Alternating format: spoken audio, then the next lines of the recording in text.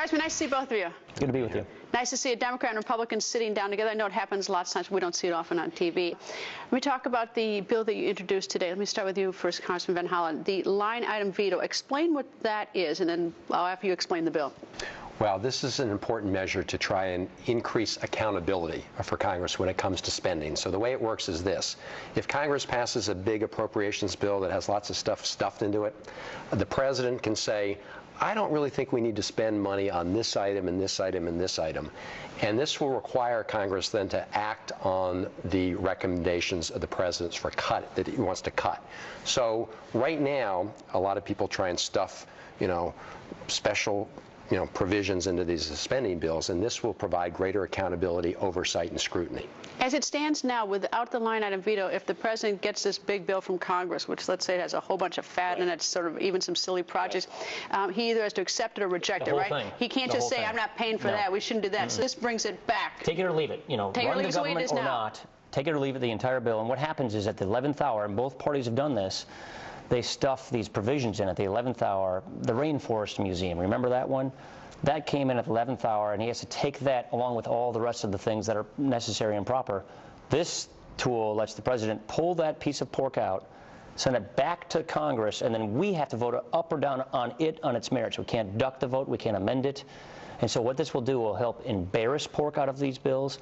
It will help make members think twice about tucking these things in these spending bills at the last minute. So we think it's sort of a tool of embarrassment. And this isn't going to solve all our fiscal problems, but it's going to help us attack the culture of wasteful Washington spending that is seeped into the process by both political parties. We banned earmarks here in Congress this year, but we think this takes it a step further of going after just a lot of the waste that gets tucked into these bills at the last minute. All right. Now, this is, as many people remember, Congressman Van Hollen, that there was a line item veto case. That we had a statute before that was passed, and it went to the Supreme Court, and it was struck down as unconstitutional. How is this bill different from that earlier run where it was declared unconstitutional, that method? Well, it's different for this reason, and Paul and I both agree that the earlier Supreme Court decision was correct, because what happened there was Congress would send the president a spending bill, and the Congress has the power of the purse.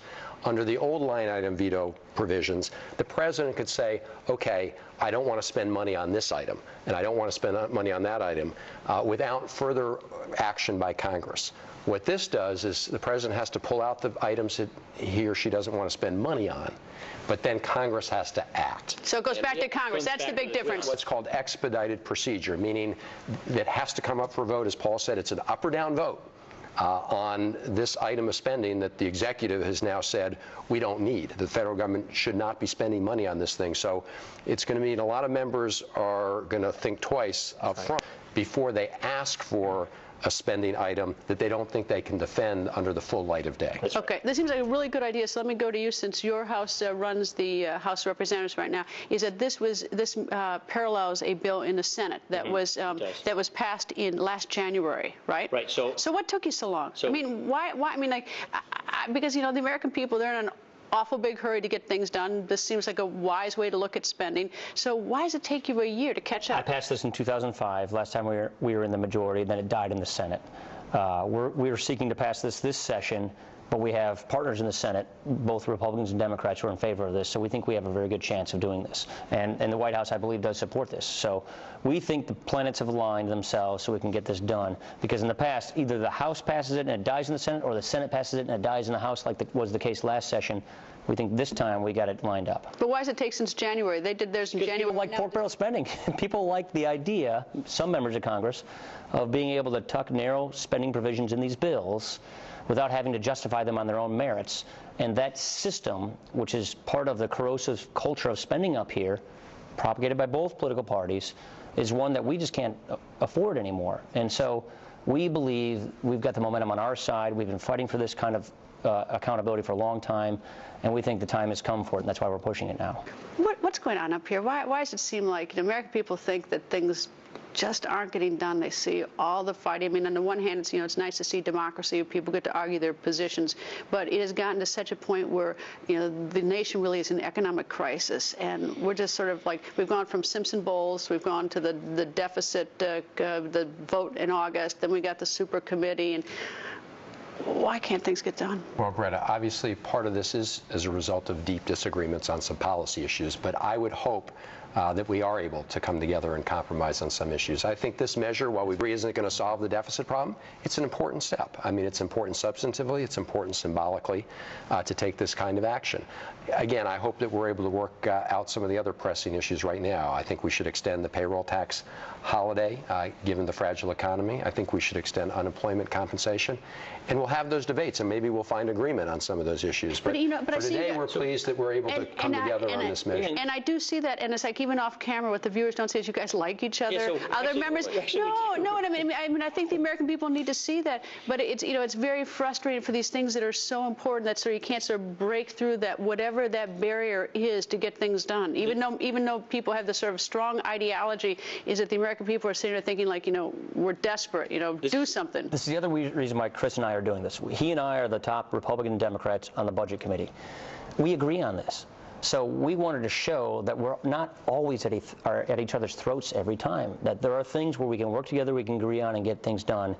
That's the other reason why we're doing this now of all times, where it'd be nice to see that every now and then, and that's why we're doing this. We're going to get resistance here? Yeah, we do. We'll probably get resistance from folks on both sides of the aisle. Both sides of the aisle, the people who like to write spending bills are typically the people who resist these kinds of reforms. But is it only the people who have their pet projects that are going to object, or is there some overriding ideology? Is there any reason beyond sort of like, I want my thing in the bill? Is there any other objection to it? The typical objection is the people who write these bills, the discretionary appropriation bills, like having the ultimate amount of discretion with how they write those bills. And we want to limit that discretion to having more sunshine, more accountability, and this kind of a tool which can embarrass the wasteful spending that gets put into these bills. And the folks that don't like it are typically those who want all total discretion, and we just think that that's been abused too much. Right. And well, the old objection, of course, to the original line item veto was you're giving the executive branch and the president too much authority because the president gets to decide of all the items that Congress said that it wanted to invest and spend money on, which ones he or she would not. Why this is different is it comes back to Congress, but Congress can no longer duck this issue now.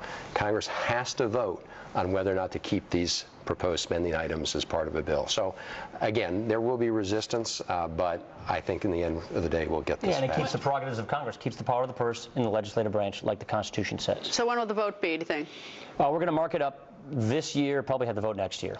Meaning that seems so long. That seems so next far year, away in times of desperation. We're coming in December. No, it's floor time, probably in February or January. All right. Well, we'll be watching, and we'll come back and we'll get a list of the names of those who don't like it. Hey, that's lightning speed. That's actually pretty fast for around here. That's right. That's right. Thank you both.